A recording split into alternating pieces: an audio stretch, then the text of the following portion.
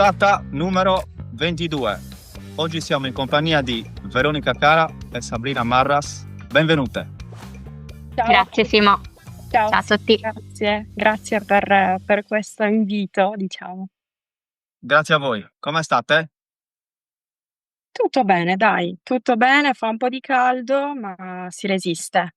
Oggi è l'ultimo giorno in Lombardia, per cui a brevissimo riusciremo a vederci dal vivo, dai. Sabrina?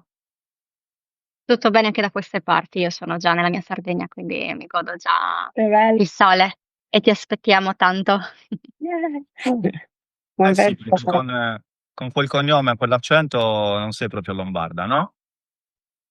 Direi proprio assolutamente no.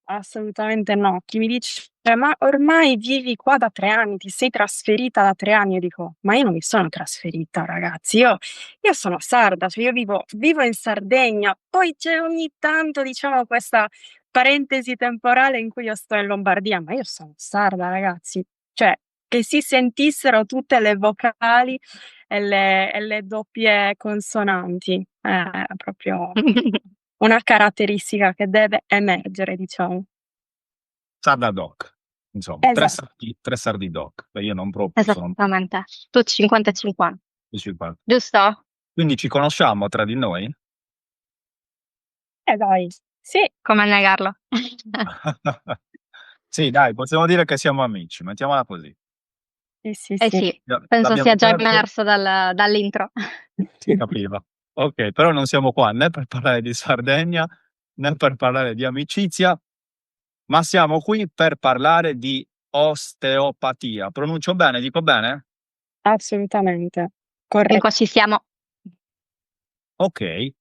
Nella puntata numero 20, dove abbiamo introdotto Michelangelo Melis, il nostro nuovo collaboratore intervistatore che oggi non c'è, si sono in qualche modo preannunciate e introdotte alcune novità, e oggi in un certo qual modo ne abbiamo più o meno due, nel senso che è un'intervista doppia da una parte e dall'altra stiamo inaugurando la rubrica di salute e benessere, perché in alcune interviste l'abbiamo toccata, mettiamola così, però era sempre a braccetto con la spiritualità e la crescita personale. Qua invece siamo salute e benessere a tutto tondo, no? Sì, io Direi proprio di sì. avevo visto un'intervista dove, una ragazza aveva citato l'osteopatia. Mi era piaciuto tantissimo il suo punto di vista, che lei frequentava insomma l'osteopata, quindi molto, molto interessante il suo punto di vista. Non ricordo che puntata fosse, però molto bella. Penso tu ti riferisca al caffè spirituale preso con Francesca Mameli nella puntata presumibilmente numero 16 o giù di lì. Sì, Essere? mi suona familiare, sì, sì, sì, sì. Sì, sì, sì, sì. Beh, lei non era un osteopata, però qualche esperienza, diciamo, l'ha Esatto, è fatta. il suo punto di vista da paziente, che è sempre prezioso, anzi, Elena. Bene, invece voi non siete pazienti, siete proprio osteopate, giusto? Osteopate direi pazienti. Future osteopate pazienti e Esatto, fisioterapiste, sì. soprattutto. Noi nasciamo come fisioterapiste, entrambe, parlo a nome di entrambe perché io e Sabrina abbiamo studiato fisioterapia assieme. Poi, non perché io e lei ci siamo messe d'accordo, ma forse, entrambe spinte dalla continua curiosità, abbiamo intrapreso dei percorsi, quindi il percorso di osteopatia, io in una scuola, lei in un'altra, per cui diciamo che adesso siamo quasi alla fine di questo percorso, per cui siamo quasi osteopate, ecco, sì. Quindi stiamo parlando di una laurea triennale o magistrale in fisioterapia, giusto? E La poi nostra sì, Esa esatto. triennale, sì, va bene. triennale, o che facoltà di? Di Medicina e fisioterapia, chirurgia, facoltà di medicina e chirurgia con corso di fisioterapia. esatto. Ok, e poi vi state specializzando in osteopatia. Sono dei percorsi paralleli, possiamo definirli così, che si intersecano chiaramente, Però è proprio un percorso parallelo, non è corretto dire che osteopatia sia una specializzazione di fisioterapia perché sono due cose, diciamo, un po' diverse, ecco. Diciamo Ok. che non è necessario essere fisioterapisti per essere osteopati.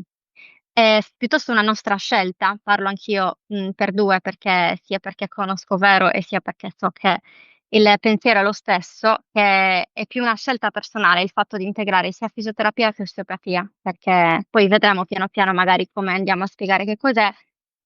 Secondo me, sono 2 cose che si completano per andare ad aiutare la persona. Quindi Bene, sono può esistere un osteopata che non ha avuto una base di fisioterapia? Sì. assolutamente, sì, sì. Ok, ok. E si fa una scuola? Non c'è la facoltà? Come funziona? Siamo Ok. in un periodo delicato, nel senso che esattamente quest'anno, dall'anno scorso, ci sono dei cambiamenti molto importanti in questo mondo. Diciamo che fino al 2023, adesso dico date, ma lungi da me, potrei dire cose non precisissime. Dal 2023 diciamo che osteopatia è finalmente in Italia è diventato un corso di laurea, ok? Quindi vuol dire che l'osteopatia diventa un corso di laurea triennale, facente parte sempre della facoltà di medicina e chirurgia. Prima del 2023, per diventare osteopati si faceva una scuola e noi, tra parentesi, stiamo facendo una scuola privata, ok? In cui la formazione è data sia da medici che osteopati che da fisioterapisti, dipende dalla scuola e dipende appunto dal professionista. Mi sentite? Perché io sento caos qua fuori, ok. Perciò adesso le cose sono un pochino in divenire e stanno cambiando. Perfetto. Ok, quindi praticamente voi fate parte in qualche modo della vecchia, cioè, della vecchia scuola, nel senso prima che entrasse effettivamente a far parte del mondo accademico, no? Cioè oggigiorno se un vostro coetaneo 3-4 anni più giovane si iscrive direttamente in osteopatia all'interno di una facoltà. Ho capito bene? Tecnicamente sì, credo che ci siano ancora, delle scuole che ti permettono credo, ecco, perché stanno cambiando talmente velocemente che non si riesce più a stare al passo. Però potrebbe esserci la possibilità di alcune scuole di continuare a dare la formazione, a patto che poi si faccia una sorta di esame che possa trasformare il loro diploma in osteopatia in una laurea vera e propria. Quindi Un'equipollenza. esatto, esatto, un'equipollenza. Quindi sì, però diciamo che adesso diventa più difficile questo percorso, è molto più facile pian piano, perché chiaramente anche le università di tutta Italia si stanno adoperando per garantire, diciamo, la possibilità che gli studenti possano effettivamente avere una buona formazione in osteopatia, perché bisogna creare da "zero", tra virgolette, una facoltà. Quindi quest'anno forse c'erano 3 facoltà in tutta Italia, Mm, mm, mi mm. pare di ricordare che fossero 3 e ora pian piano aumenteranno, quindi è un percorso che richiede tempo.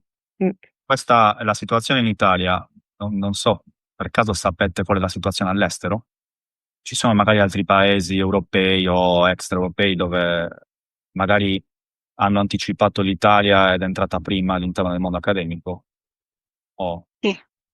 Ad esempio, negli Stati Uniti è una disciplina tale come medicina.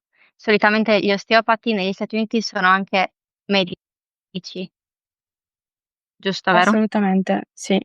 Si chiamano proprio medici. Quando si va a ricercare anche la letteratura scientifica, tu capisci che l'hanno scritto in America perché parlano proprio di medico osteopata. Quindi sì, hanno, tanto potere decisionale, diciamo. Nel resto dell'Europa non a livello dell'America, però cioè comunque l'osteopatia in Europa, in Inghilterra, in Francia, in Spagna è nata, si è espansa molto tempo fa.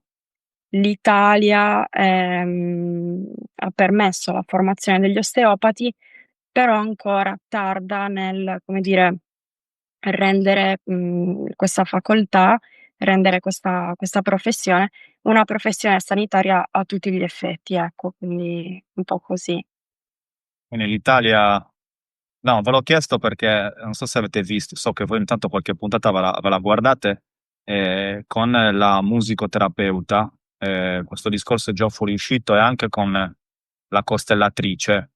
Mh-mh. Sono ambiti diversi, però magari il mondo della musicoterapia forse è un po' più vicino per certi versi Mh. all'osteopatia, e lei, la ragazza, mi diceva che lei è argentina, che in Argentina è proprio un corso di laurea, musicoterapia. Wow, In Europa forse ci sono pochi paesi dove questo succede, e l'Italia non è tra loro. Quindi c'è una sorta di parallelismo, mettiamola così. Stesso discorso con le Naturalmente, sì. scusa Simo, dicevi? No, vabbè, con le costellazioni è un discorso simile, però siamo già in ambiti un attimino più, tra virgolette, delicati. Mi viene questo aggettivo. Non so mh-mh. se mi sto spiegato. Diciamo che possiamo già dire una cosa anche per un po' inquadrare questo discorso. L'osteopatia è una disciplina di tipo olistico, ok?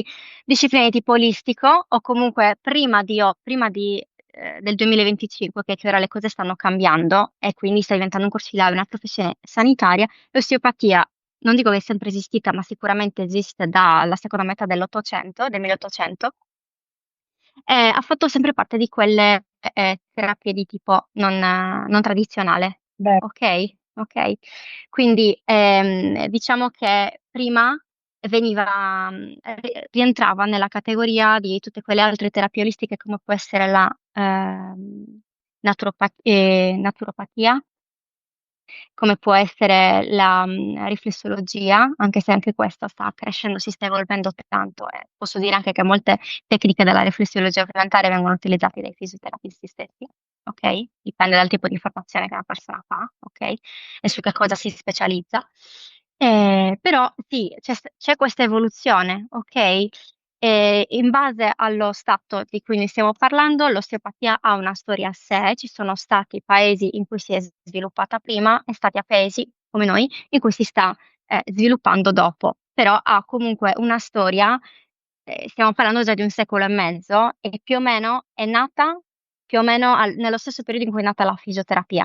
Semplicemente la fisioterapia è riuscita in maniera molto più rapida a entrare nelle professioni sanitarie, a entrare nelle evidenze scientifiche e quindi a collaborare con tante figure professionali, cosa che anche l'osteopata fa, però finalmente solo ora si sta riuscendo un po' a regolamentare meglio, e dico finalmente anche per tutela, una maggiore tutela rispetto magari agli osteopati di, tra virgolette, vecchia scuola. Ok, penso sia una tutela in più, è una responsabilità maggiore. Ok, beh, chiarissimo. Allora, direi che magari possiamo iniziare a entrare un attimino più nel merito della questione, però siete giovanissime, giusto? Posso chiedervi, so che non si chiede l'età, però noi siamo un po' ribelli, anticonformisti. Quanti anni avete, Ma ragazzi? perché vergognarti? ma a parte grazie per il giovanissime perché inizia ad essere un'età in cui non sai se dire effettivamente è vero oppure io ne ho 28. Proprio prima dicevo vado per i ne ho 28. E li Esatto, teniamo ancora tutti, senza esatto. anticipare ciò che viene dopo. E io sono lì vicino alle 27, appena compiuti, quindi non posso più dire 26, 27. Ma siamo giovanissime, dai, sì, siamo giovanissime, direi proprio di sì. Stanno Dai. però iniziando a darvi delle signore, i 15-16 anni.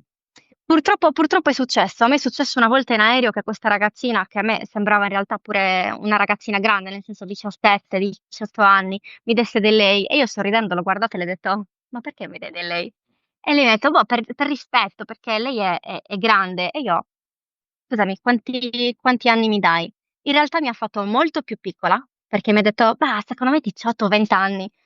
Quindi la cosa mi ha stupito e poi ho scoperto la sua età, 13 anni, e ho detto, mi sono accorta in realtà quanto mi sto allontanando da quella giovinezza che mi sembra l'altro giorno e mi ha fatto strano, sì, insomma, che mi Bellissimo. chiamasse signora. educatissima questa ragazzina, bellina. Il tempo passa un po' per tutti, insomma, quindi poi magari l'osteopata forse ha ancora più senso, no? Non lo so, magari uno quando invecchia forse ha ancora più bisogno dell'osteopata, non lo so, lasciamolo in sospeso, ma quando magari approfondiamo cerchiamo forse di rispondere anche a questa pseudo domanda. Ma prima di entrare, volevo aggiungere una cosetta. Dicevo, non so quanti minuti siamo passati, che stiamo inaugurando insieme una nuova rubrica, perché fondamentalmente le 20 interviste precedenti erano tutte all'interno, sono 4 le rubriche che tratta questo podcast, però fondamentalmente quasi tutte le altre interviste erano all'interno della stessa rubrica, cioè spiritualità e crescita personale. E con voi dalla 20ª puntata in poi, che è un cambio di ciclo, si inizia a parlare anche d'altro. Quindi siamo qua per parlare di osteopatia. Chi sarà assente tra le due di accompagnarci pazientemente e gentilmente verso la comprensione di questa disciplina? Sì, Possiamo chiamare disciplina? possiamo chiamarla disciplina, possiamo chiamarla in tanti modi. Oggi possiamo anche chiamarla professione sanitaria, vero Sabri? Sì, Profes- esattamente. Professione sanitaria che è un grande traguardo che ha raggiunto, ma in realtà l'osteopatia è anche tanto in più, nasce come una filosofia, nasce come un'arte manuale, però atteniamoci a quelle che sono le definizioni che oggi veramente le hanno dato un modo, no, di poter essere un po' più comune. Quindi fondamentalmente è una professione sanitaria che è basata su un approccio manuale. Quindi questa è, diciamo, la sua caratteristica principale. Pone al centro ovviamente la persona, la sua cura e il mantenimento della salute. Lavora in termini di prevenzione e nella cura della salute delle persone. Come possiamo procedere, Sabri? Possiamo raccontare un pochino, diciamo, la figura dell'osteopata? Che cosa... Allora, secondo me può essere carino Mm, dire i 4 principi dell'osteopatia, perché sono molto interessanti, fanno capire un po' anche, non tanto a livello pratico, ma anche la filosofia che c'è dietro l'osteopatia, che già ha accennato Veronica. L'osteopatia dice che il corpo è un'unità e questo già potrebbe spiegare già come si basa e come si ragiona l'osteopatia. Poi ci arriviamo. Poi dice che struttura e funzione sono strettamente correlati, quindi struttura come siamo fatti, funzione le varie funzioni fisiologiche, ok? O come funzioniamo, se vogliamo dirlo ancora in termini più semplici. Poi ci dice questa cosa un po' più particolare, ovvero parla di legge dell'arteria, perché dà un'importanza altissima a ciò che è una buona circolazione sanguigna. Il nostro sangue è fondamentale. Perché? Perché ci dà nutrimento. E il sangue è colui che ci trasporta ciò di cui abbiamo bisogno. Ok? E ultimo, ma non meno importante, è la capacità del corpo di autoguarigione. E questo secondo me è fondamentale sia per capire come lavoriamo, qual è il nostro ruolo, perché in giro si sente parlare tanto di osteopatia, anche sui social si vedono tanti video e senza magari una spiegazione sotto, una persona può non capire oppure può dire: Ma come fa? Come fa a farmi star meglio? Ma le mani magiche? Nulla di magico. Eh, tutto si basa sulle capacità che ha il nostro corpo stesso di reagire. bello, mi piace, di reagire. E quindi poi il principio che racchiude un po' tutti questi è che il trattamento osteopatico si basa proprio sull'integrazione di questi principi. Quindi, brava Sabri, cioè, quando una persona esce dall'osteopata, non è che, come dire, mi ha rimesso in piedi. No, dobbiamo ringraziare il tuo corpo, paziente, dobbiamo ringraziare il tuo corpo che è stato recettivo abbastanza da stare meglio a seguito di quegli input. Quindi sì, diciamo che il protagonista è sempre il corpo della persona. l'osteopata dà degli input affinché possa lavorare al meglio delle sue possibilità.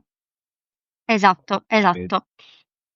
Vi fermo un attimo, ragazze, perché in questo Ok?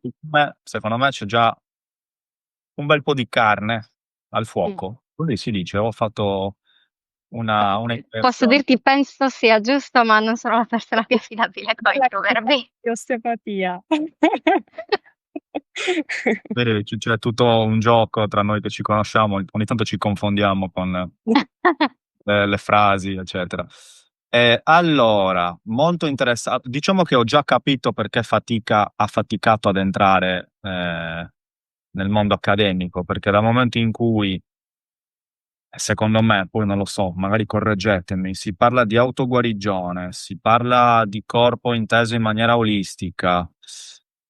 Ehm, Non ha avuto vita facile, questo sì. beh, di corpo come unità, eccetera, eccetera, non voglio aggiungere nient'altro, però capisco perché magari ha tardato un pochino. Però, a quanto pare, non è mai troppo tardi, così si dice, o comunque piano piano si arriva a destinazione. Allora, Esatto. Sabrina, hai parlato di 4 principi, potresti riprenderli e elencarli uno ad uno. Il numero 1 qual è? Non so se ci sia un ordine. Non c'è un ordine. Ok, diamo in ordine solo mm, per Comunità. ricordarceli. Esatto. Il primo che ho detto è l'unità, il corpo è unità. Ah, ok, questo era un principio, perfetto. Ok. Poi, Poi abbiamo detto che la struttura è strettamente correlata alla funzione. ok, un altro Tipo, principio. tipo, struttura di questa bottiglia è strettamente correlata alla sua funzione, per farvi bere, per fare in modo che l'acqua scenda velocemente. Quindi stiamo parlando, non so, ossa, tendini, articolazioni, Postura, circolazione, come respirazione. respiriamo, come siamo messi, tutto. Quindi qual è la Colore struttura? della pelle, se magari risulta più pallida, più rosea da una parte, più calda, più fredda. Qual è la Eh, struttura? Giusto? Mi sentite? Quello che tu vedi o quello che senti, sì. Tu mi senti? Sì, sì, io sento. ok. No, hai Ok, parlato di struttura e funzione. Queste sarebbero le strutture, giusto? esatto. E le funzioni? Le Pensa alla... Vai, Le aiutami tu. funzioni che ogni organo esplica. Per esempio, Ok. facciamo proprio un esempio banalissimo, un ossoto, che ci viene magari un po' più facile da visualizzare. Se è fratturato, la sua struttura è alterata e quindi anche la funzione è alterata. Questo come può essere non so, un intestino infiammato che quindi ha degli spessimenti, e chiaramente la sua struttura ispessita sta alterando la funzione, per dirne una. Quindi diciamo che il contenitore poi, fa in modo che il contenuto, diciamo, riesca a lavorare al meglio possibile. E poi tutti questi contenitori si integrano tra loro, tra l'altro, quindi questo, Ok, comunicano. certo. Questa era la seconda. E La terza? questo aggiungo una piccola cosa giusto per giustificare anche l'importanza di questo principio. Chiunque sia andato da un osteopata avrà notato quanto è importante durante la valutazione l'osservazione. L'osteopata osserva molto, oltre che fare i suoi test valutativi, l'osservazione è fondamentale. E ripeto, osserva la struttura, può osservare sia la qualità del movimento, oppure anche chiede alla persona di stare fermo in piedi, ok? Osservazione ripeto, se ci sono delle zone che possono essere infiammate, ok? Perché le vediamo di un colore diverso.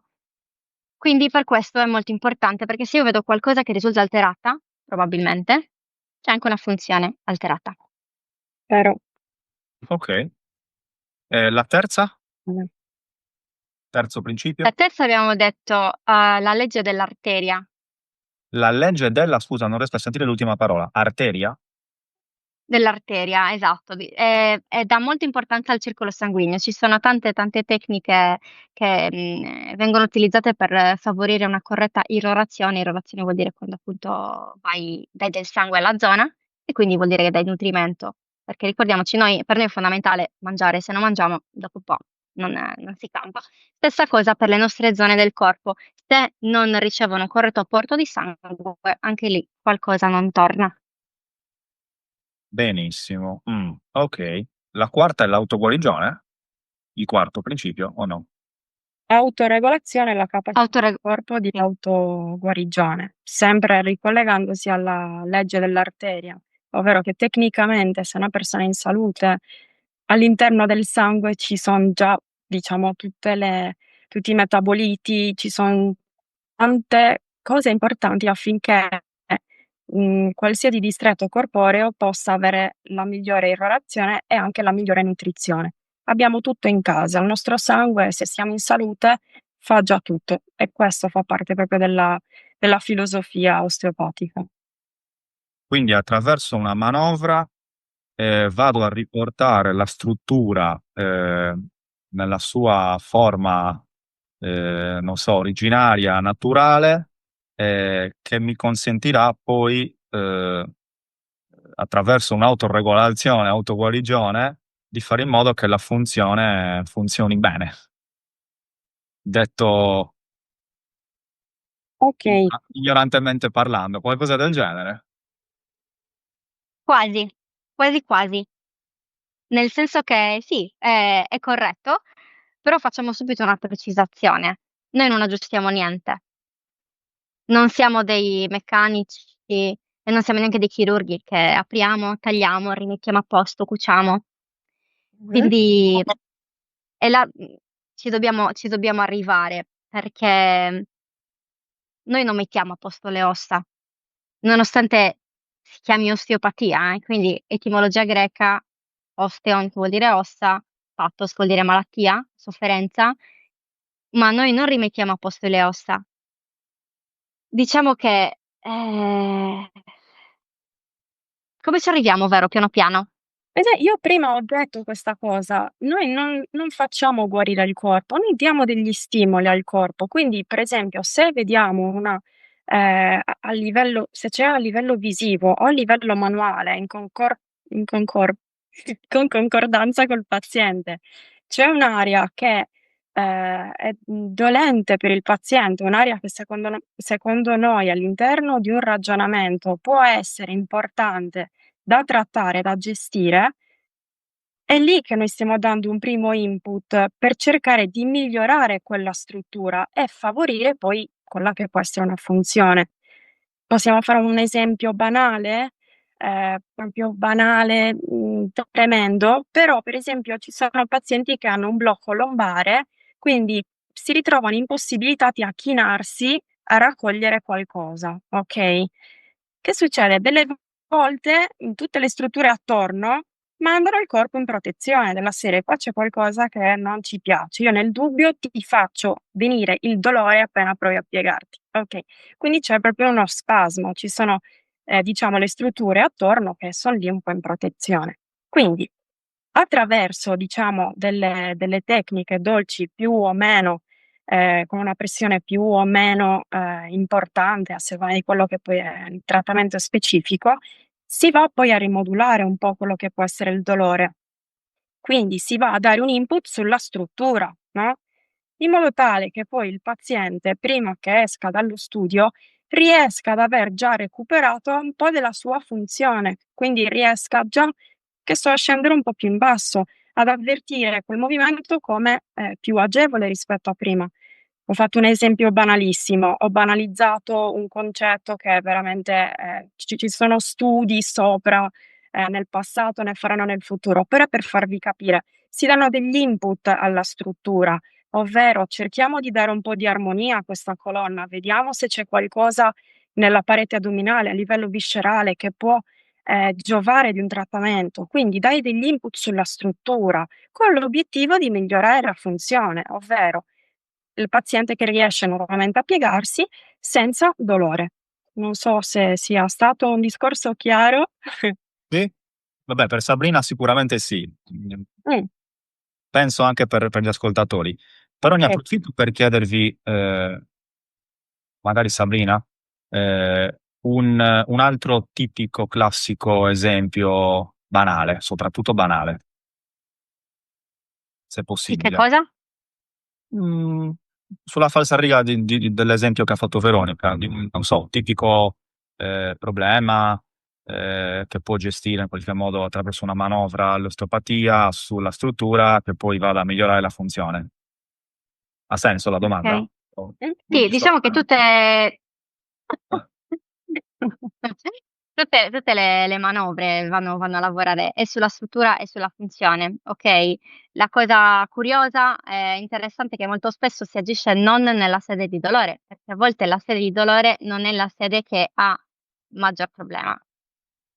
Nell'osteopatia, diciamo che ti va a cercare, e forse questo chi è stato un osteopata l'ha più o meno capito, ti va a cercare che cosa non si muove bene, ok? Quindi si cerca in un modo o nell'altro di ridare mobilità. Può essere che stiamo parlando di mobilità articolare, di mobilità muscolare, perché a volte i nostri movimenti sono limitati non tanto da una problematica di articolazione, ma da un tono muscolare non equilibrato. Oppure possiamo parlare di ipomobilità, che ipomobilità quindi vuol dire mobilità ridotta naturalmente, causata da una disfunzione viscerale, fasciale, ok? E anche craniale. Ok.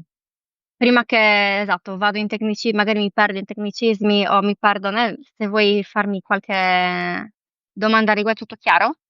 Sì, no, semplicemente un piccolo esempio di un tipico paziente che viene dall'osteopata per uno dei classici motivi per capire Ok, a questi quattro volte punti, arriva. magari a livello pratico.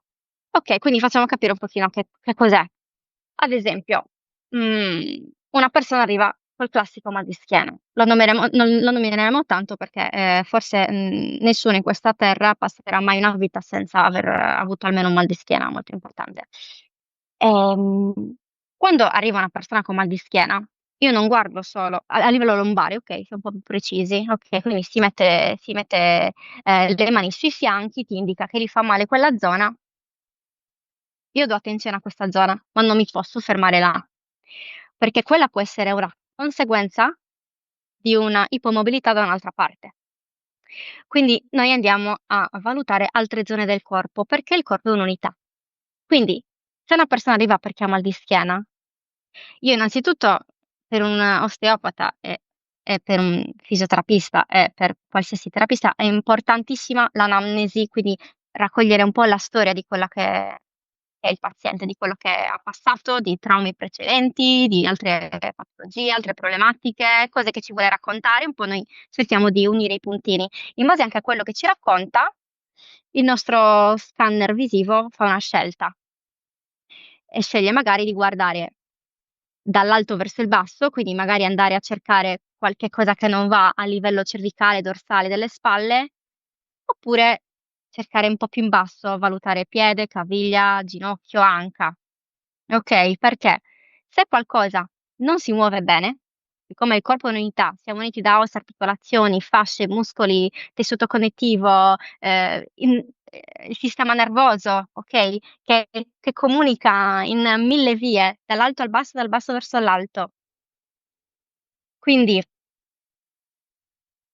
se noi non valutiamo anche a monte e a valle, in base appunto a seconda della storia del paziente, a dove ci porta anche l'osservazione, quel dolore magari gli posso dare un sollievo momentaneo, però non sto agendo alla causa, perché magari è una caviglia che non si muove bene, questa caviglia che non si muove bene porta più su a delle zone di ipermobilità, quindi che si muovono un po' più del dovuto e che creano dolore.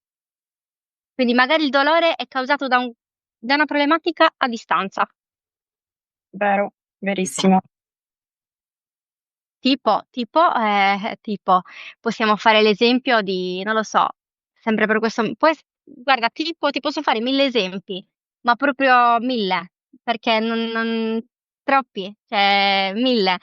Veramente potrebbe essere il fatto che hai avuto una brutta distorsione 5 anni fa, non trattata bene, lasciata andare. Il tuo corpo si è adattato e va bene l'adattamento, perché meno male che esistono gli adattamenti. Però questo adattamento pian piano, ok, non è stato più funzionale, perché piano piano ha creato un sovraccarico da un'altra parte, uno squilibrio da un'altra parte, e quindi poi dopo un po' è arrivato il dolore. E tu dici, mi è arrivato il dolore così di punto in bianco, ma non capisco, non ho fatto uno sforzo né ieri o avantieri, boh, non lo so, magari ho dormito male, magari non lo so. E quindi là noi cerchiamo di indagare, di cercare di trovare un po' una risposta. Non è per niente facile, soprattutto per chi ancora sta cominciando. Non è per niente facile, ma in realtà è molto interessante perché vuole agire proprio sulla causa, non Chiama sul sintomo. Sherlock Holmes. Bravissima, Sulla causa, non sul sintomo. esatto. Diteci di più su quest'ultimo punto. Sulla causa e non sul sintomo. Mm.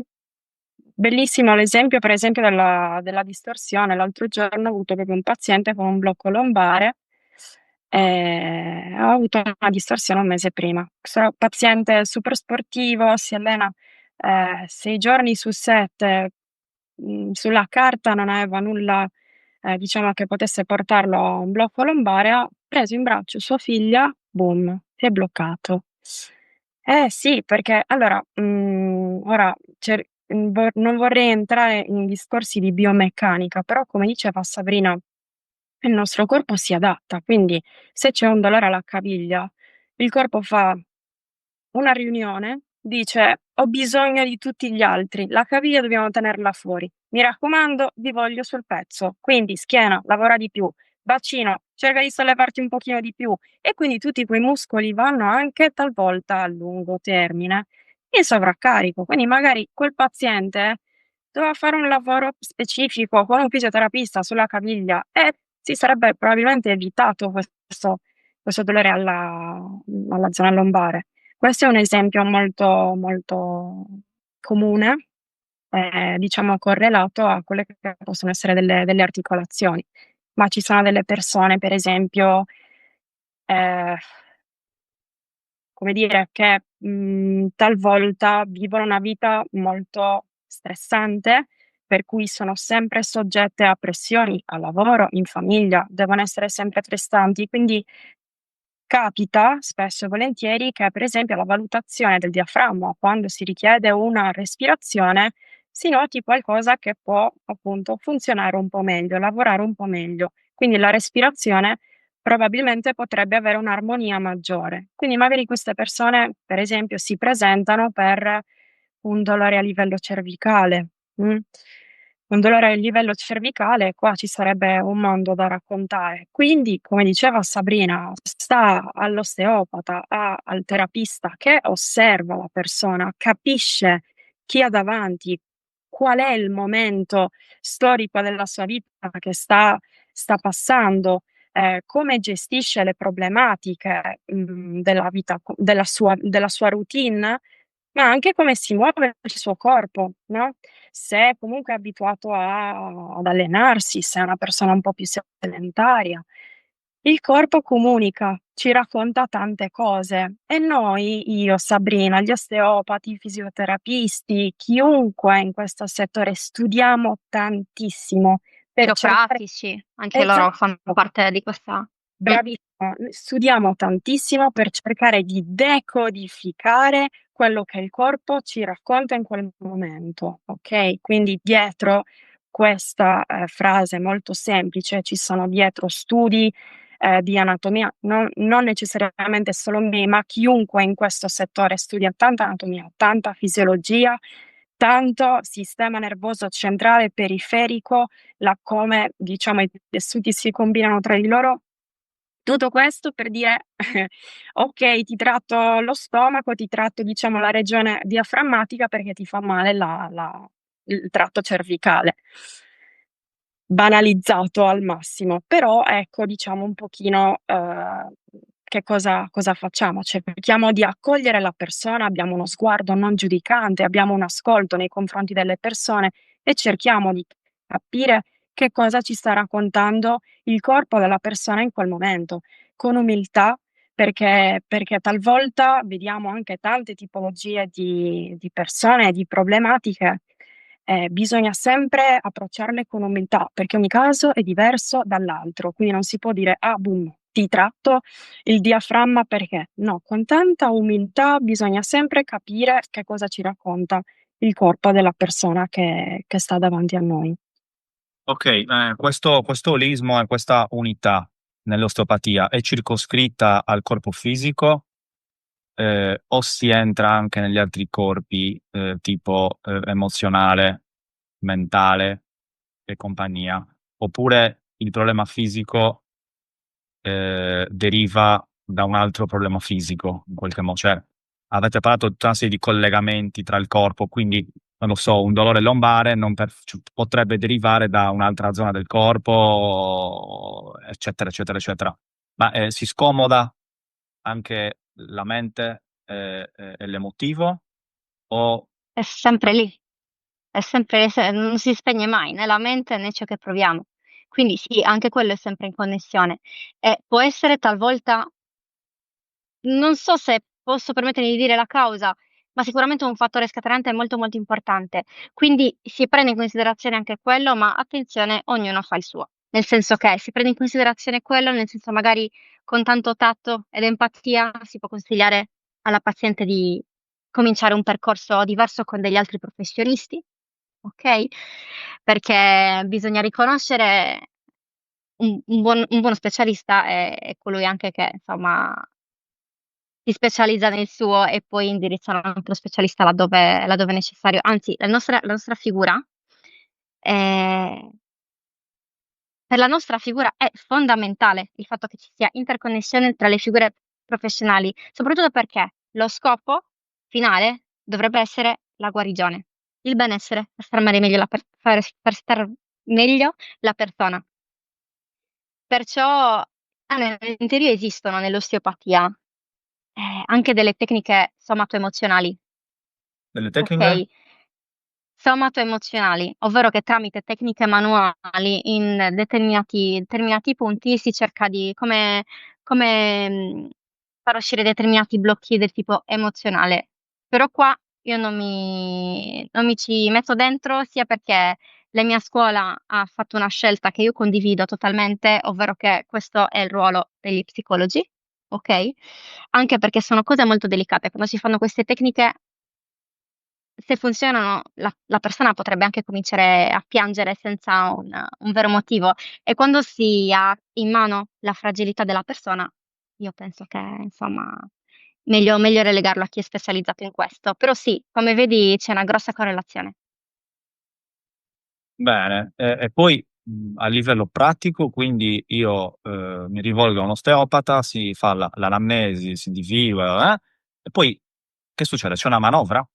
Perché c'è stato un periodo, forse ormai sono passati anche, non so, degli annetti, in cui giravano un sacco di video, forse quando stava iniziando a conoscersi, popolare, poi non so nemmeno se sia chiropratica, osteopatia o qualcos'altro, però tutti, credo, a un certo punto, fino a poco tempo fa, abbiamo visto questi video di queste persone che venivano letteralmente schioccate dalla testa ai piedi, forse più alla testa che ai piedi, no? O comunque alla schiena, eccetera, eccetera. Mm, quindi sono due domande in una. Da una parte, quindi poi al netto che si fa, c'è una manovra che viene fatta al corpo, che poi ti porta all'autoregolazione, uno. Due, questi video che giravano, in che modo sono connessi con, o non connessi con l'osteopatia? Non so se mi sto spiegando. Sì, Sì. Allora, ehm, mh, questi video li abbiamo visti tutti, addirittura qualcuno mi dice: "Io mi addormento quando guardo questi video", no, quindi sono molto scenografici, okay? È una piccolissimissima parte di quella che è l'osteopatia. È una tipologia di tecnica, ne abbiamo tante, ne utilizziamo tante. La nostra come si dice, la nostra borsa degli attrezzi è ricca di, vari approcci. Quello è un approccio assolutamente che si può, mettere in atto se appunto il caso specifico lo necessita, ecco. Okay. Ehm, okay, quindi poi al netto che fa un osteopata, delle Tante manovre cose, e tanti altri tante approcci. cose. Ad esempio? Classici più Allora, comuni, non so. tu hai nominato quelli che si schioccano. Sì, l'osteopata schiocca pure, ma potrebbe succedere che in una seduta o anche in 10 sedute non schiocca mai. Cioè, nel senso, non è quello che ricerca, okay? Allora, l'osteopatia, parlo per me personalmente, è bellissima perché, sia ti apre un mondo, ti cerca di collegare il tuo sopracciglio a qualunque, cioè cerca veramente di dare un senso a qualsiasi tipo di disfunzione o disequilibrio. Il bello per chi ci sta dentro, per chi fa questa professione, è che ti permette un po' di prendere la tua strada, di scegliere quella che riesci a indossare meglio. Infatti, se una persona è stato da più osteopati, avrà notato come per lo stesso problema il trattamento è completamente diverso, completamente. E ciò non vuol dire che: "Ah, ma questo, mi ha fatto una cosa completamente diversa da questo qua, com'è possibile?" Innanzitutto, l'osteopatia è operatore dipendente ed è lo stesso motivo per cui ci ha messo tanto tempo e ci metterà ancora tanto tempo a diventare evidence based, vuol dire con evidenze scientifiche, perché quantificare l'azione della mano, oggettivarla è veramente difficile, okay? Difficilissimo. La cosa, importante è che l'importante è l'obiettivo finale, nel senso, qualsiasi buon osteopata, e includo anche buon chiropratico, buon fisioterapista, agisce bene quando ragiona in base all'anatomia, in base alla fisiologia, che noi studiamo tanto. Ogni tecnica che viene utilizzata ha alla base una teoria anatomica e fisiologica, okay?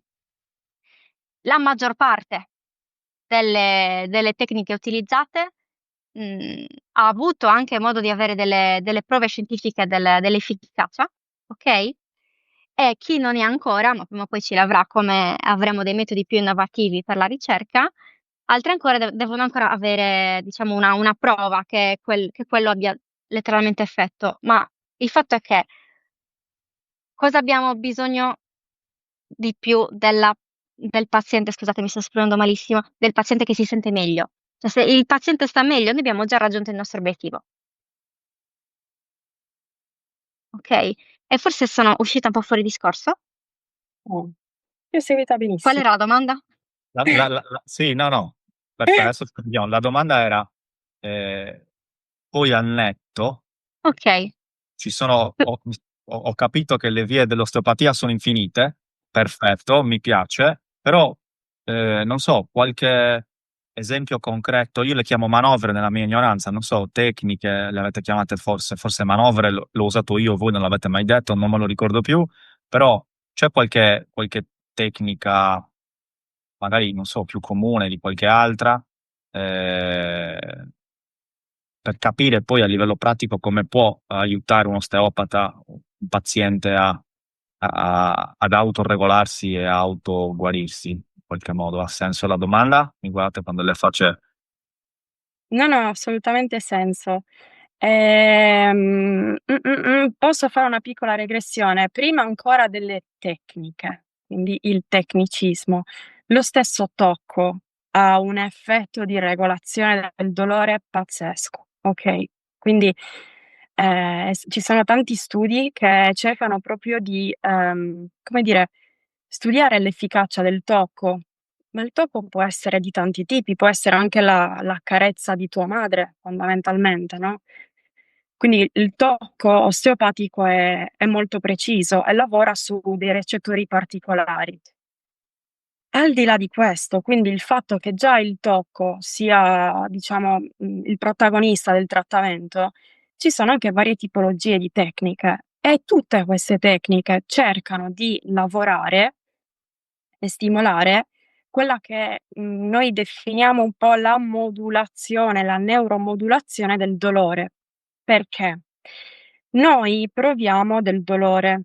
Può capitare, no? Pesti, non so, lo spigolo e provi dolore. Quindi il tuo corpo ti sta mandando un segnale, ti sta dicendo hai sbattuto, quindi occhio, no? Oppure hai poggiato la mano sul fuoco, ti consiglierei di sollevarla. Se non avessimo il dolore saremmo veramente sfacciati, ok? Che succede? Delle volte però il dolore, questo accade soprattutto nei casi di cronicità. Il dolore, cerco di farla super breve, il dolore è, diciamo questa specie di segnale d'allarme, permane per tanto tempo, questa sirena permane per tanto tempo e delle volte può un po' rompersi, nel senso che continua ad amplificare qualcosa che non è più di così vitale importanza, no? Come può essere per esempio, qualcuno che soffre di mal di schiena da anni. C'è qualcos'altro perché, lì bisogna capire che cosa si è inceppato. Non puoi provare il campanello dolore per un tempo così lungo, no, quindi tutte le tecniche vanno a modulare il dolore e a, cercare di normalizzarlo. Quindi si lavora su determinati recettori. Recettori banalmente son tante cose, tante lucine che abbiamo sparse nel corpo che mandano dei segnali alla centralina, okay, ti mandano dei segnali, ti dicono per esempio dolore. Il cervello poi elabora questa cosa e dice: dolore poco, dolore tanto, in base a quello poi manda un messaggio verso il basso. Quando noi veniamo trattati, i nostri recettori mandano un segnale al cervello, dicono: "Guarda che qua ci stanno toccando, ci stanno trattando, aiuto". Ma dopo qualche minuto le persone magari si rilassano e quindi diciamo quello stimolo non viene più recepito come, pericoloso e possono, diciamo, attuarsi altri meccanismi. Sto banalizzando una cosa che si chiama vie ascendenti e vie discendenti, okay? Quindi fondamentalmente quando noi moduliamo quello è perlomeno, ciò che ci proponiamo di fare, tutte le tecniche si propongono sempre di dare una risposta discendente verso il basso, che può essere di rilassamento, che può essere di comunicare ai recettori, all'aria che sta in periferia, di smettere di essere, diciamo così, in allarme perché non c'è più bisogno. Sabri, aiutami a renderla un po' più fluido come discorso. Non so se sia stato poco chiaro, Simo. È complesso. Allora, Spiega. proviamo a dare giusto, faccio un piccolo passo indietro per riunirmi sia quello che stai dicendo, sia quello che ha chiesto Simo. Esempio, cosa facciamo? Anche come, un esempio esplicativo del fatto che comunque, l'osteopatia si basa sia su teorie ormai studiate di neurofisiologia, biomeccanica, fisiologia e quant'altro, e sia a livello empirico. Quando noi sbattiamo, che ne so, ha parlato dello spigolo, prendiamo lo spigolo, il ditino, lo sbattiamo nello spigolo, fa malissimo. Cosa ci viene da fare automaticamente? Con la nostra mano andiamo a premere forte sul punto. Quella pressione, quella semplice pressione va a diminuire il dolore. Questa teoria si chiama teoria del cancello, perché noi abbiamo dei recettori diversi in base allo stimolo diverso. Abbiamo dei recettori per il dolore, abbiamo dei recettori per la pressione, per la temperatura, per la vibrazione, ne abbiamo tanti. Quindi in quel momento, tramite questa teoria del cancello che magari evito di spiegarla troppo nello specifico, diventa tecnico e un pochino noioso, però, noi è come se stiamo facendo in modo di inibire lo stimolo del dolore, perché stiamo mettendo pressione. Il dolore continua a esserci, ma è in minor misura. Tutti abbiamo avuto esperienza di questo, sbattiamo un ginocchio anche da bambini, ce lo sbucciamo e anche la nostra mamma ce lo preme forte forte, oppure noi mettiamo le mani in automatico, okay?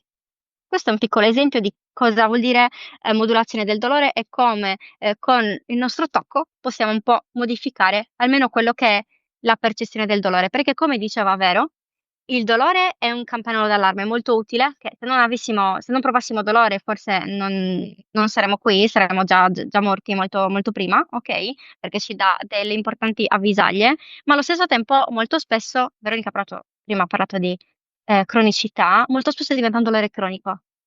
un dolore cronico, quello è un altro paio di maniche che va regolato in maniera diversa, un po' più complessa, non basta una pressione poco poco sul punto che duole. Sono Brava, stata chiara? chiarissima. Quindi, è come se alle vie che poi comunicano al cervello, oltre al dolore noi aggiungessimo anche pressione. E quindi poi il cervello deve elaborare 2 cose, non più solo 1, e quindi mitiga, no, la pressione mitiga un po' la percezione del dolore. Pippone, finito, basta. Ma voi siete Aiuto. anche Fisioterapiste, sì. fisioterapiste, quindi io non so, ho un qualcosa che voglio farmi trattare e ho due opzioni. Vado dal fisioterapista, vado dall'osteopata. Che cos'hai? Ok, che cos'ho? No, sto ipotizzando, eh. Eh, cioè, il fisioterapista in questione non conosce l'osteopatia e viceversa. Per capire un attimino un Allora, tutti e due hanno delle armi in possesso per cercare di aiutare la persona che si rivolge a noi. ok. Quello che ti posso dire è che non c'è, devo stare attenta qua a quello che dico, però non c'è una distinzione nettissima. Molte tecniche fisioterapiche sono di derivazione osteopatica e in alcune casistiche, senza una riabilitazione, ok? Senza il cambiamento di uno stile, anzi, lo stile di vita probabilmente è la prima cosa che deve fare, che deve richiedere un professionista, perché molto spesso è inutile che se io ho mal di schiena perché vado sempre a sollevare i carichi, carichi troppo pesanti, io ti posso dare il sollevo, ma continuerai ad avere mal di schiena, ok? Perché se non cambio stile di vita, se almeno insieme capiamo quale può essere un fattore scatenante, se non agiamo anche su quello, continuerà a venire da me, ti darò sollievo, però quello torna. Forse mi sono persa di nuovo. Era il differente, ipotetico differente approccio tra Ok, fisioterapista esatto. e osteopata. Perciò, anche quello, come ti dicevo, nell'osteopatia la cosa bella è che un po' personalizzi il tuo trattamento, ci sono un'infinità di tecniche, tutti si basano sull'anatomia e la fisiologia. Nella fisioterapia idem, anzi nella fisioterapia i fisioterapisti sono liberi di specializzarsi. Ci sono tantissimi corsi, tantissimi filoni diversi. Ci sono tecniche viscerali nella fisioterapia, ci sono tecniche craniali nella fisioterapia. Io personalmente trovo che si intersecano e personalmente, scelta mia personale, ho scelto di essere fisioterapista e diventare osteopata proprio perché non riesco a fare la distinzione. Io voglio aiutare la persona e basta, quindi ti dà tanto la fisioterapia, ti dà tanto l'osteopatia, perché devo separarle, le unisco. Perciò ti dico, vado dall'osteopata o dal fisioterapista, vai da chi ti pare, basta che sia un buon professionista e ti puoi trovare bene sia dall'osteopata che dal fisioterapista. Sicuramente approcci diversi, ma approcci diversi anche tra fisioterapista e fisioterapista e tra osteopata e osteopata. Certo. Vero. Possiamo dire che la fisioterapia non ha quella visione olistica del corpo? O no? Ce l'ha decisamente meno, ma Si sta l'anatomia sviluppando. è pelata, okay, quindi anche un fisioterapista, se vai per un dolore alla schiena osserva tutto il resto, assolutamente. Però in risposta anche alla tua domanda, Simo, ehm io abbraccio quello che ha detto Sabrina, perché se il professionista, che sia un fisioterapista, che sia un osteopata, è onesto e riconosce che la problematica, con cui tu ti presenti non è di sua pertinenza, se è una persona onesta, ti rimanda a un'altra a un collega, ti rimanda a un'altra figura professionale. Quindi, è una domanda difficile, però la risposta non c'è una risposta corretta, la risposta che secondo me abbraccia un po', diciamo, la nostra visione è questa. L'importante è che tu vada da qualcuno di preparato. Ok, ragazze, sono passati circa 60 minuti. Okay. Abbiamo Eh, risposto a tutto? Alle domande più importanti, secondo te? io direi di sì, però non so se c'è qualcosa che volete aggiungere per inquadrare meglio, senza entrare nei tecnicismi, magari anche un po' per riassumere forse, su che cos'è l'osteopatia e come può esserci utile. Ehm, per avere anche più consapevolezza del proprio corpo. Per esempio, l'osteopatia può, grazie appunto al tocco e attraverso il tocco, è un qualcosa che può aiutare a percepirsi maggiormente, perché non è una cosa che facciamo spesso. Io personalmente mi faccio trattare solo quando sto male.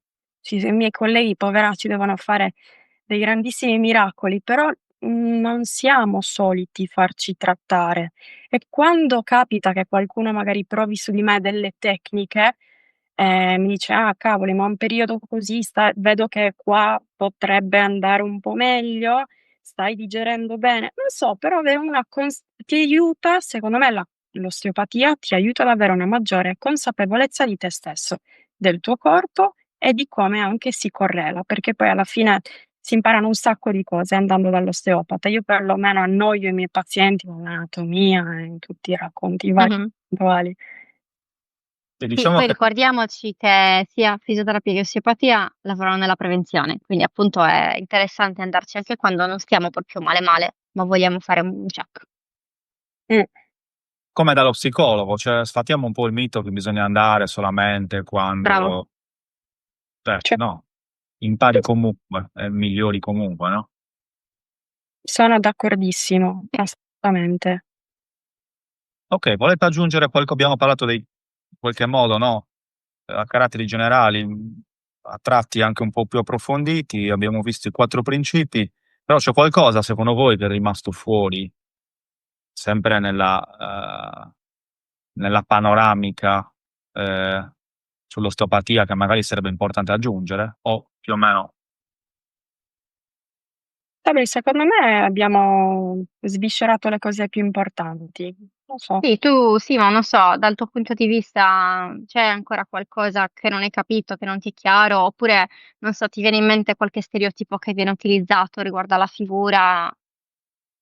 sì, però, se io e Okay. voi iniziamo a dar voce libera a determinate magari tematiche che sono rimaste leggermente fuori, tra 2 ore siamo ancora qua a parlare. Quindi io direi che magari per il momento possiamo fermarci qua, però sarebbe interessante tra un tot di tempo indefinito fare che cos'è l'osteopatia 2. Bello. E rincontrarci qua, magari anche con se possibile, con un assaggio pratico, poi ce la vediamo tra di noi e vediamo se riusciamo a fare qualche piccola dimostrazione o non so. Curioso, sarebbe curiosissimo, sì. Vediamo, Okay. vediamo. Sì, no, non mi faccio tentare perché ho delle cose che vorrei chiedervi, ma so già che sforeremo. Se vuoi valutiamo insieme la domanda e vediamo se farà la prossima volta, e quindi lasciamo il to be continued, oppure vediamo se possiamo dare una risposta rapida e concisa e breve e veloce. Ehm, dai, provo un attimo però al volo con una piccola curiosità mia personale, ma è così, lampo, senza complicarci la vita. L'ortopedico e il chiropratico? Allora, l'ortopedico stiamo parlando di un medico, se stiamo parlando di formazione in Italia, okay, formazione universitaria, l'ortopedico, okay, medico chirurgo, quindi fa anche le operazioni chirurgiche, Mh. ma è una sua scelta, non sempre, però ha Mh-mh. fatto la facoltà di medicina, okay? Okay. Chiropratico qua in Italia anche quello è ancora un po' in evoluzione, diciamo che in materia io non sono ben informata, quindi eviterei di dare informazioni che potrebbero essere sbagliate. Non so se è vero, vuoi aggiungere qualcosa? Sono proprio 2 figure completamente diverse. Sì, sì, sì, questo Si sì. occupa proprio della traumatologia prevalentemente, comunque di ciò che è più correlato all'apparato muscoloscheletrico in presenza di anche importanti patologie. Invece il chiropratico potremmo sì, il chiropratico è un cugino dell'osteopata che si concentra un po' più sulla colonna vertebrale e lavora Ottimo. sempre con delle tecniche sulla colonna. Quindi 2 figure completamente diverse. Okay, non voglio chiuderla in cacciara né sul banale. la voglio chiudere col sorriso. Tornando a quelle tecniche, manovre che abbiamo visto nei video, presumibilmente erano osteopati e o chiropratici. Non riesco a parlare. Giusto, osteopati e o chiropratici non erano presumibilmente né ortopedici né fisioterapisti? Fisioterapisti potrebbero essere perché ci sono quelle tecniche, quelle dove dici mi ha schioccato, che si chiamano HVLA, che vuol dire in italiano aiutami, vero? Tecniche ad alta velocità e a bassa ampiezza.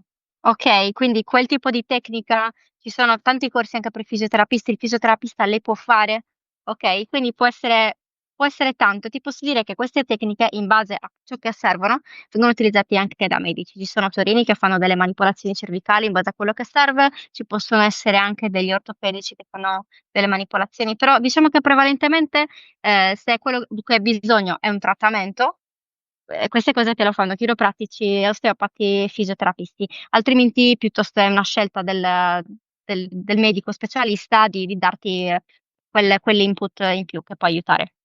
Hai Okay, menzionato l'otorino? sì. Per disturbi dell'equilibrio, chi ha magari delle labirintiti, ovvero i sassolini che regolano l'equilibrio nelle nostre orecchie sono momentaneamente fuori dalla loro posizione solita e quindi con delle manipolazioni si cerca di, rifarle inserire nel loro luogo, diciamo così. Ok, perfetto. L'altra sarebbe stata sul discorso olistico, dell'unità del corpo, sarebbe per me quantomeno interessante entrare nei vari collegamenti tra strutture, funzioni, sarebbe stato molto interessante, però Lo lo faremo. lasciamo, lo lasciamo alla puntata 2, altrimenti Sì. è molto probabile, apro una piccola parentesi al volo, che il prossimo ospite si occupi, non so se ne avete mai sentito parlare, ma credo che soprattutto in Italia, all'interno del mondo accademico, non ci sia ancora entrata la biologia totale e le 5 leggi biologiche che ci mettono in mezzo pesantemente, tra virgolette, anche pensiero, emozioni e non solo. Quindi ciò che si presenta nel corpo è collegato al corpo, ma non solo al corpo fisico, è strettamente collegato anche al corpo emozionale e al corpo mentale. La biologia totale, che se non ricordo male, è ricollegata a un medico, e anche le 5 leggi biologiche a un medico, mal visto, diciamo, probabilmente nel mondo accademico, però parlano di tutte queste corrispondenze che, a parer mio, sono super affascinanti a dir poco. Io, Caspita, se esce quella puntata, vi consiglio di guardarla perché secondo me entrambe potreste forse storcere il naso, però anche dire, ah, mm, quasi quasi, non lo stavo so, quasi quasi mi leggo qualcosa. Non tutto quello che ti fa storcere il naso è da buttar via, anzi molto spesso ti apre dei mondi. vero, la ricerca scientifica e tutte le novità hanno inizialmente fatto storcere il naso. Sulla ca Totalmente d'accordo. E poi, Brava. piano piano, si fanno strada. Benissimo. Ok. Direi che possiamo, a meno che non volete aggiungere qualcosa, dirigerci verso le 5 domandine di chiusura dell'intervista. Okay, dai, Andiamo? io direi che abbiamo detto quello che andava detto. Sì. Perfetto. Ok, la prima domanda è molto semplice. Vi chiedo, non per forza dobbiamo restare nel campo né dell'osteopatia né della salute e del benessere, possiamo spaziare a qualsiasi campo. Vedete voi? Io vi chiedo di consigliare, per chi ci ascolta, un libro per voi bello e o importante. Ehm, Ripeto, può essere nel mondo della salute, osteopatia, eccetera, o può essere qualsiasi libro che voi abbiate letto e in qualche modo vi ha svoltato, eh, non dico la vita, ma vi ha aperto qualche porta bella e interessante. mh, Ci abbiamo? sì. Vai, Veronica. Okay. Allora, Il primo libro che mi viene in mente, che quindi non ha a che fare, ma eventualmente ne avrei, non ha troppo a che fare con, diciamo, il mondo sanitario, è L'alchimista. È un libro che io ho letto nel periodo in cui stavo preparando, tra l'altro, i test di fisioterapia. Semplice, molto semplice, ma veramente tanto impattante, soprattutto se uno ha un obiettivo, crede in qualcosa, ehm, ti fa innamorare del processo che ti fa arrivare a un obiettivo, quindi l'ho trovato veramente illuminante. Sì. E prima o poi io porterò un ospite che parlerà di alchimia e quindi il titolo sarà Che cos'è l'alchimia? Ma restiamo tra noi. Sabrina, l'alchimista l'ho letto anche io, forse addirittura 2 o 3 volte, ed è tra i miei libri probabilmente preferiti. Sabrina, Anche io ho letto L'Alchimista comunque, l'ho letto da poco e mi ha veramente illuminato, proprio bello, bello, bello, mi è piaciuto tantissimo. Allora, ciò che consiglierei io, perché personalmente mi è piaciuto tanto e mi verrebbe da consigliare, non so se vale lo stesso, io l'ho ascoltato, quindi l'ho conosciuto come audiolibro, però l'ho ascoltato ben 2 volte, quindi è un audiolibro che dura 11-12 ore, quindi direi che mi sento di consigliarlo vivamente, Il potere di adesso. Eckhart Okay. Tolle. Sì, il potere di adesso per me ha cominciato a darmi una visione decisamente diversa riguardo alla vita e anche a come vivere la quotidianità.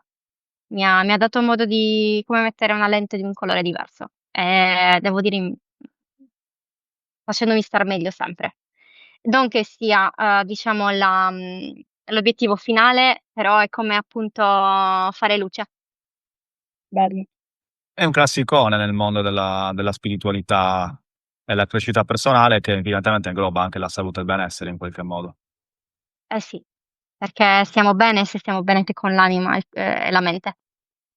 Vero. Okay, vogliamo dire anche un film brevemente? Se ce l'abbiamo, altrimenti andiamo alla prossima. Film, mhmm, io sono più amante delle letture. Film ultimamente, sarà che sto invecchiando, a un certo punto mi addormento. Ci ragiono, magari ti farò sapere una volta, se Magari serve. viviamo Sì, un po' più avanti. sì, non mi viene naturale un film da consigliare, anche perché ultimamente io sono molto libro e poco film, Va quindi bene, sì. purtroppo sì, E allora andiamo va alla bene così. prossima. Siamo sempre insomma, come dire, nell'ambito dei consigli, però a sto giro non è un libro, a sto giro ci cadono dal cielo 100 €. Cosa consigliate di farci con questi 100, a parte andare dall'osteopata? Vi ho Bravo. rubato la risposta. Quindi adesso un'altra. Eh, Andare da un fisioterapista così, no? Allora, diciamo che, il mio modo per entrare in contatto con le persone è lavorare, nel senso che lavorando tanto conosci tante persone e, una cosa che ritorna spesso è che ci si conosce veramente poco, no? Noi a volte non facciamo tante esperienze, quindi spesso non abbiamo la possibilità di conoscerci tanto a fondo. Quindi io cosa potrei consigliare, con 100 €? Ma che ne so, ma di prendere un treno, un volo andata e ritorno e fare un'esperienza da soli, buttarsi in qualcosa di nuovo che permetta alle persone di, ehm, creare delle situazioni sfidanti, e conoscersi meglio, entrare in contatto con persone nuove, con esperienze nuove. Quindi un'esperienza, non sapendo quale consigliare, un viaggetto. Bellissima. Ci piace, ci piace. Piace a lei. Mi accodi a Veronica? Ah, sì, mi accodo totalmente, è una cosa che, faccio spesso, soprattutto, anche guardando qual è il mio budget, okay, cerchiamo in questo budget di rientrare e fare qualcosa ed esce sempre qualcosa di interessante. Però se potessi consigliare qualcosa nei 100 € è qualcosa che in realtà voglio provare tanto, quindi lo consiglio a tutti, soprattutto alle damigelle, oppure coloro che hanno i capelli lunghi, fare tipo una spa per per la te Ho visto che ne ho cominciato a vedere qualcuno in giro e secondo me ne vale la pena perché è obiettivamente molto rilassante. Una Quindi spa con regala. massaggio al cuoio capelluto? Detto così sembra, però c'è tutto un rito dietro, profumi, vapori, massaggi, shampoo, non lo so, mi sembra una cosa che mi intriga tantissimo. Oli Eh, essenziali. Va sì, bene. tanta roba. Bellissimo. Bene.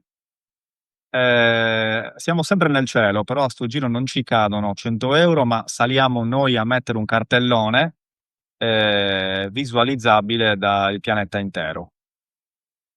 E voi avete la possibilità di scriverci qualcosa che tutti i nostri 7 miliardi e mezzo di coabitanti del pianeta possono leggere. Cosa ci scriviamo, Veronica? Ok, bellissimo. Dunque, sempre in merito a, perché io non so, questo, ho un po' questo mood, però spesso e volentieri le persone sono là che tergiversano, non si spingono troppo oltre per paura di fallire di qua, di là, ma se poi non va bene, eccetera. E c'è un motto che è commercialissimo, ma secondo me è di una potenza clamorosa, che è il motto della Nike, che è Do "Just it. do it". Fallo e basta. Fallo e basta, buttati, se poi c'è qualcosa da correggere lo correggi in corso d'opera, però scrollati tutto quello che hai addosso e fallo. Buttatici a capofitto. Secondo me è veramente potentissimo. In momenti in cui uno è lì che riflette, si vede passare 'sta scritta, secondo me può dare da riflettere, ecco, mettiamola così. Bien, Cioè Molto bello, molto bello. Sabri, do it. Ok, Cosa ci scrivi? io Dai, ci scrivo una cosa veloce, così, è un pochino provocatoria, ma allo stesso tempo io scriverei è davvero importante, Wow, wow, wow, bello, ok? bello. Perché se tutti dentro, non tutti, però molti di noi molto spesso si fermano in dei pensieri che non sono proprio produttivi o che magari ti bloccano in un circolo vizioso che non ti fa bene. Quindi magari una frase del genere ti può fare un attimo, perlomeno ogni tanto a me dirlo a me stessa mi aiuta. è Bellissi curioso perché entrambe le frasi si ricollegano in qualche modo a uno dei messaggi che io, in qualità di intervistatore, mi porto eh, da tutti i podcast. In un certo qual modo, per me arriva un messaggio forte e chiaro che è il seguente: stacca la testa, pensalo meno, sentilo di più Sento e di più. fallo. wow. Una roba del genere. Quindi anche a sto giro in qualche modo è uscito fuori qualcosa di annesso e connesso in quella direzione. Benissimo, Vai. grazie. Quindi ci stiamo avviando alle ultime. Ehm, la successiva è questa: cosa fai nei momenti di difficoltà per star bene? Mh. Io E person cosa consigli eventualmente agli altri? Non so, vedi tu, vedete voi. Sì. Secondo me è molto soggettivo, quindi consiglierei di sperimentare, appunto. Io quando ho dei momenti di difficoltà, innanzitutto devo stare da sola, devo ascoltare i miei pensieri e posso farlo bellissimo, mi manca un sacco. Posso farlo in riva al mare, posso farlo con della musica, posso farlo mentre passeggio e mi aiuta veramente tanto. Dopo non si risolve nulla probabilmente, però cambio io, mi sento meglio, mi sento più propositiva ad affrontare le problematiche, ecco. Quindi sto sola, mi ascolto un attimo, che a volte nella routine è difficile farla 'sta cosa. Bene, Fabri? Fatto tante di quelle cose, ci sono tante cose che mi fanno stare meglio. Diciamo che dipende per cosa sto male, però posso dire che il mare ha un effetto terapeutico anche su di me. Quindi ci sono state delle volte che andare al mare, sedermi di fronte al mare, magari soprattutto nelle giornate non estive, quindi il mare è un po' vuoto, anzi, se è vuoto è meglio, stare lì e lasciare uscire. lasciare uscire quel che deve uscire, non pensare troppo, semplicemente respirare, quindi darmi tempo. Il mare per me è terapeutico, è anche una buona chiacchierata con un'amica. Quindi in qualche modo acquaterapia, perché magari sto immaginando una persona che non vive, noi lo diamo un po' per scontato, siamo sardi, Mm, una persona che non vive magari vicino al mare perché sta in Svizzera o in Austria, però magari può andare al fiume, può andare al lago e magari esatto. Ma posso dirti che secondo me è l'effetto proprio la natura in sé, perché anche se vai in un bel luogo naturale di montagna e senti il vento, il rumore delle foglie, il- l'odore della natura, secondo me anche quello è terapeutico. Quindi farsi una bella passeggiata di riconnessione o stare in un luogo naturale che sento sì, mi fa star meglio. poi se c'è acqua che scorre, non so, un fiume, un lago, Meglio. magari ancora meglio, esatto. Benissimo, le ultime due sono una catena che connette l'ospite precedente con quello successivo. Eh, il caso, se partiamo dal presupposto che esiste, vuole che entrambe conosciate, e non dico altro, l'ospite precedente, Federico Fadda, un collaboratore di Connectando, che vedremo più avanti in nuovi formati di interviste, che ha formulato la seguente domanda. Allora, L'intervista di Federico era perché l'abbiamo anche intervistato, Federico, per conoscerlo un po', era all'interno della rubrica spiritualità e crescita personale. Ok, quindi qua siamo in un'altra rubrica, però io vado a fare lo stesso. vai. Uso il plurale. Avete mai avuto l'impressione che la vostra non sia un'anima giovane e di aver vissuto altre vite che non ricordate?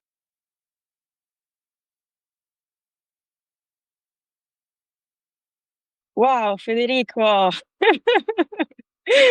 Aggiungo un attimo, forse per inquadrarla meglio, non so. Avete mai avuto la sensazione di conoscere la provenienza della vostra anima? Pensate di percepire se avete un'anima giovane o anziana? E anche se non la ricordi bene, riesci a percepire possibili vite passate? Ho detto la stessa cosa con altre parole. Allora, Sabri, vuoi partire tu? Perché la mia è una risposta, credo, molto semplice. Non ho ancora avuto nessun tipo di intuizione di questo tipo, anche se naturalmente questo penso un po' per tutti i déjà vu che abbiamo un pochino. Ti, ti portano un po' in quella strada, no? Dici, ma com'è possibile? Infatti ci sono anche, cercano di spiegare déjà vu e si parla anche di una connessione con vite precedenti. Quindi, oddio, io non ho avuto ancora un'intuizione del genere, da poter dire sì, ho avuto un fenomeno o un evento che ho sentito essere connesso alla mia vita precedente. Un po'. Ok, Veronica? Ehm, diciamo che sono anch'io sono d'accordo con Sabri, nel senso anch'io non penso di avere questa consapevolezza. E a proposito di ci conosciamo poco, magari attraverso delle esperienze diverse da quelle che io vivo quotidianamente, ci può essere la possibilità di avere una percezione di se stessi anche, diciamo, su diversi livelli. Io personalmente non ce l'ho al momento. Una bella passata di ipnosi regressiva per entrambe. Episodio Assurdo. numero 18, se non sbaglio, con Michael Carter. E magari succede qualcosa, ma vabbè, non per forza, bisogna. Se partiamo dal presupposto che esistono vite passate, insomma, forse ci basta anche questo e non c'è bisogno di scomodare le altre, però forse effettivamente siamo esseri eterni e prima di stare qua stavamo da un'altra parte e dopo da un'altra ancora. E chi lo sa? Chi lo sa, Beh, chi lo sa. Non abbiamo finito perché dovete formulare voi la domanda per l'ospite successivo. Può essere una domanda esistenziale che avete voi, che vi fate, non trovate risposta. Può essere un modo per mettere in difficoltà il prossimo. Fate vobis, mettetevi d'accordo. Tiriamo fuori una domanda da formulare al prossimo. Ok. Allora, Sabri, a me capita quando esco con i miei colleghi di osteopatia che a un certo punto della serata ci spariamo domande così, a caso, Mhm, traffico. mhm. E una che è sempre molto simpatica, proprio simpatica, però ti fa un po' riflettere, è che cosa faresti se non dovessi lavorare? Cioè, se tu non avessi l'obbligo di dover lavorare. Boh, questa è una domanda cretina, nel senso non troppo impegnata. Poi se Ah, è una bella domanda. Che cosa faresti se non fossi obbligata a lavorare? Questo è interessante perché tutto il discorso della libertà finanziaria gira intorno a questo. Uno che in qualche modo, da un punto di vista profondo, ha raggiunto la libertà finanziaria, ti risponderebbe esattamente quello che faccio. okay. Io penso che sia un'ottima domanda. Io aggiungerei solo una piccola parte. E perché? Uh, bellissimo, Ok, curiosa. Sì, che faresti se non fossi obbligato a lavorare e perché? Benissimo, va bene. Vediamo chi se la becca. Ragazze, Veronica e Sabrina, qualcos'altro da aggiungere? Siamo in chiusurissima? solo di nuovo Siamo... grazie. Grazie mille per averci ospitato. È stata una bellissima esperienza, una bella chiacchierata, ecco. Sì, è stato molto bello, Simo. Grazie. Siamo felici Grazie a così. voi. Bene, qua sotto metteremo i vostri riferimenti, i vostri contatti, qualora qualcuno voglia farsi un trattamento, non so se sia la parola corretta, perdonatemi, Perfetto. ok? O se voglia approfondire il discorso, eccetera, eccetera, eccetera. Quindi qua sotto trovate i contatti di Veronica e i contatti di Sabrina. Bene, ragazze, allora ci rivediamo, non so se quest'anno o l'anno prossimo, ma ci rivediamo, sì? Su Connectando. Esattamente. Su Certo, Connectando. Assolutamente. a prestissimo allora, dai. Va bene, grazie mille e a prestissimo allora. A voi. Ciao. Ciao Ciao a ciao. tutti.